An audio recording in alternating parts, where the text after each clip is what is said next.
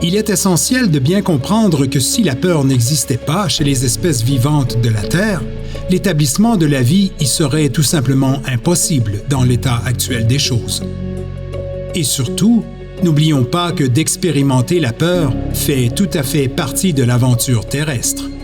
Il s'agit d'une émotion qu'il nous faudra d'abord comprendre afin d'éventuellement la transcender, comme bien d'autres choses d'ailleurs. À partir de son algorithme de peur, notre fidèle ego l'appliquera à travers une série de mécanismes déployés selon des critères hiérarchiques bien établis. Un ordre de perception prioritaire allant de l'atteinte mortelle à son existence jusqu'à l'assouvissement de ses moindres désirs.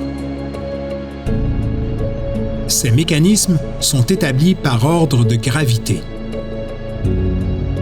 Le mécanisme plus près de la peur fondamentale ayant toujours une plus grande valeur que l'exécution du mécanisme qui s'en éloigne.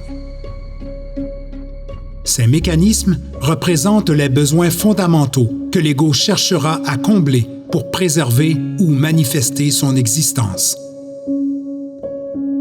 Par ordre d'importance, d'abord se protéger de la mort ou de l'inexistence. Vient ensuite tous les besoins physiologiques de base pour l'en préserver.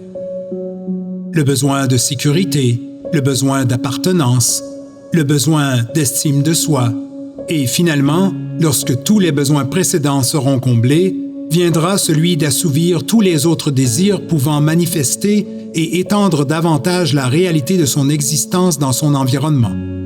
Puis, ultimement, le désir de vouloir dominer celui-ci.